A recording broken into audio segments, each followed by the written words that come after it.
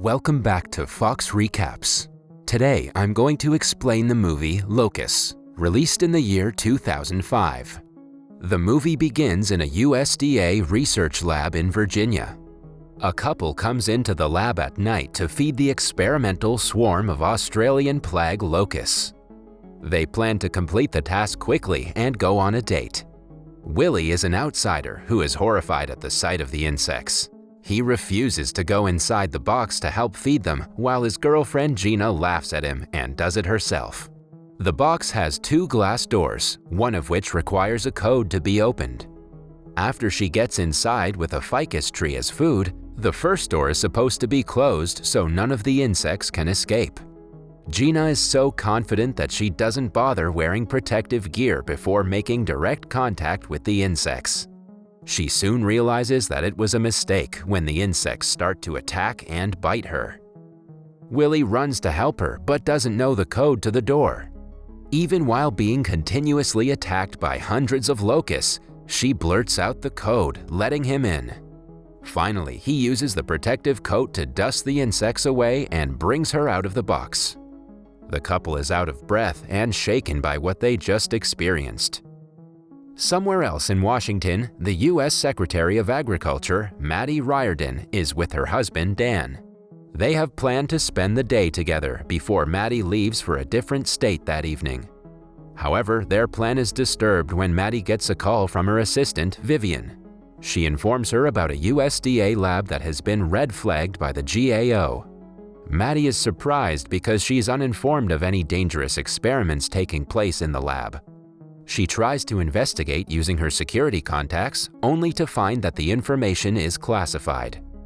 Because the matter is suspicious, she has to find out about the experiment before her flight that evening. Hence, she ditches the plans with her husband and asks her assistant to be in said lab in 15 minutes. Dan is irritated by the fact that she never has time for him. He has given up a promotion and a salary raise to be there with her. So when she has to go to work, he's even more frustrated. At the lab, Maddie meets her former professor, Dr. Peter Axelrod, who is also the researcher she's supposed to investigate. Peter takes her to the lab where the experimental locusts are being kept. To show what he's created, he extracts a single locust from inside the box and squirts it with a pesticide. To Maddie's surprise, the pesticide does nothing to the insect, meaning that it's immune to it.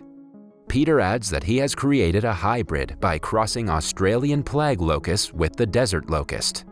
The genetically modified locusts are resistant to all known pesticides. They reproduce 10 times faster than normal locusts, and they live for several years. Maddie realizes that even if one of the insects is let out, it can reproduce at an exponential rate and destroy continents, causing locust plagues. She declares the experiment is a bioweapon and assumes it is being funded by the Department of Defense. In the end, she has no way but to order the officials to destroy all the hybrid locusts. She also fires Peter from the lab for conducting unethical and dangerous experiments. Following that, scientists with protective suits and flamethrowers exterminate all the locusts. One of them secretly saves a handful of insects in a tube labeled biohazard. He has been tipped by the Department of Defense to acquire them. While changing, he accidentally drops the jar in a sink, causing several locusts to escape down the drain. Later, we see the escaped locusts flying away through a manhole. Maddie returns home several hours later to Dan waiting for her. He calmly tells her that he cannot be with her anymore because she prioritizes her work more than him. Maddie cannot convince him otherwise with the little time she has before catching the flight to go on her next mission. Meanwhile, in Maryland, the exterminator brings the remaining insects that he had retrieved from the lab. The case is then transferred to an army truck. Suddenly, the man driving the vehicle is attacked by an unknown insect that looks like the locust that escaped earlier. The accident causes the case to drop off the vehicle and be crushed. The insects inside it are let free into the air. 1 month after the incident, Maddie discovers she is pregnant and calls Dan. He receives the call but has to end it before she can tell him the news. In the following scene, we see a couple camping by the river. They wake up to see their tent is filled with hundreds of locusts. Then a few hours later, a swarm descends on the Napa Valley, causing farmers to run in fear. Maddie, who is on the road with her team, also sees the same swarm flying overhead. They immediately begin to track its pattern. Somewhere else, Peter is at home discussing their financial condition with his wife. Now that he's unemployed, they're worried about their daughter, Sophia. Peter accompanies Sophia to the bus stop, then makes his way to the gym. Suddenly, he hears a strange buzz getting louder by the second. He stops by a cornfield and witnesses a large swarm of locusts taking off into the sky. On getting a closer look, he is shocked to realize that they are the hybrid locusts that he created. He immediately follows Sophia's school bus. But before him, the locusts reach the bus and attack the children. Peter arrives and drags an unconscious Sophia to his car. Then, in Napa Valley, Maddie and her team reach the farm that was attacked earlier. They see that the locusts have stripped every bush and tree down to the bark. Maddie realizes the severity of the situation and alerts the Department of Agriculture of the dangers. In Washington, D.C., Dan also finds out about the locust infestation and calls Maddie to ask her about it. Since he works in the U.S. Weather Service, Maddie asks him for an update on weather patterns to predict the swarm's next movement. They guess that one of the two swarms that have been formed on each coast will be moving to Pittsburgh in a few hours. Meanwhile, somewhere in Visalia, California, a crowd has gathered for a citrus festival, unaware of the swarm of deadly insects coming their way. Eventually, Maddie and the team reach the citrus festival and start evacuating it. However, before everyone is in a safer location, the swarm attacks them. Amidst the chaos, someone accidentally drops a camera that records the event. In the following scene, the swarm reaches Pittsburgh, forming huge black clouds in the sky. Soon, the insects wreak havoc in the city, entering office buildings and houses via the air vents. At Pittsburgh International Airport, Peter meets a worker from the air traffic control and asks her not to launch planes to the northeast. However, the workers do not take him seriously. Because of their mistake, a plane runs into the swarm and crashes with an explosion. Following that, Peter goes back to the hospital with his wife and daughter. They see the news where the video captured at the Citrus Festival is being broadcasted. Just then, FBI agents arrive to arrest Peter and take him under federal custody. At the same time, Maddie meets her boss, Secretary Morales, and many other officials to discuss their next move. Dan is also in attendance because of his expertise in crops. He recommends they harvest the crops all across the country to starve the locusts and save the crops before they're destroyed. During the meeting, they find the eastern swarm of the creatures have turned carnivorous and have started to eat livestock. They register that if the locusts are starved, they might feed upon animals, and eventually humans. After the meeting, Maddie tells Dan that she is pregnant with his child. He is ecstatic, but they do not have much time to celebrate. Meanwhile, Peter is at the FBI bureau talking to the officials about a way to stop the locusts. He claims that there is no way to stop them without killing 50% of the American population. The scientists find an alternate way where only 10% of the population will be killed. They plan to drop an extremely toxic VX gas on the locusts to kill them. A while later, Maddie flies in to meet Peter and finds out about the FBI's plan to drop the VX nerve gas. She protests against the plan, comparing it to a nuclear bomb attack that will kill millions of people.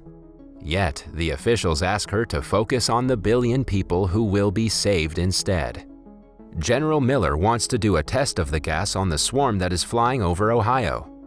Maddie agrees to it only because she's promised that the test will be done in rural areas with almost no population.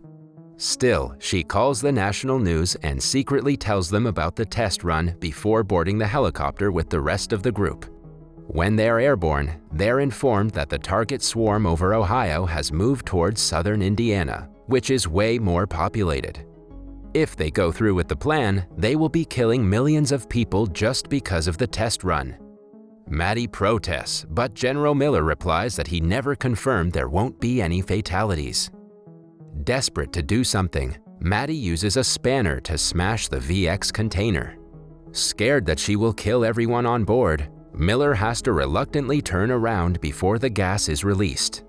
On landing, Maddie calls Dan and asks him to check on her grandfather, Lyle, whose farm lies right in the path of the Locusts. Dan leaves for Indiana immediately, while Maddie and Peter do the same. On his way, Peter gets a call from his daughter who has come out of the coma. With renewed motivation, they reach the farm and meet Lyle, who is gathering the cattle and moving them indoors. Maddie and Peter help him, and Dan joins them later. Not long after, the farm is attacked by the swarms. The group has to take shelter in a metal grain silo to save themselves. As they brainstorm ideas to keep the insects away from the harvested grains, Maddie remembers seeing a few locusts get killed in the electric fly trap outside. She gets an idea to use an old generator to send an electric current that will hopefully kill the bugs. They try using it but find out the generator has no fuel. Peter volunteers to get the fuel from the other side of the barn and runs outside with a sheet to protect himself. The swarm attacks him immediately, but he manages to get the generator inside. By this time, he is covered in blood, revealing that the insects have grown carnivorous. Lyle loads up the generator and Dan attaches the cables to the metal shell of the silo. This sends a powerful current through it. The insects that are attacking the silo are killed immediately because of the electricity. Peter struggles because he has lost too much blood and eventually dies. Following that, Dan and Maddie rush to Washington, D.C. At the Department of Homeland Security, the officials agree to Miller's plan to use the toxic VX gas on the swarms. Maddie and Dan enter the debate and try to convince them otherwise. When they suggest using electricity, Miller does not believe it can work.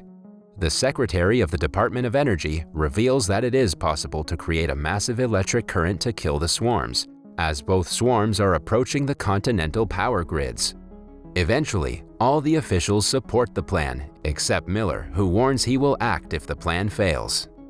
Maddie remembers that the insects are attracted to light.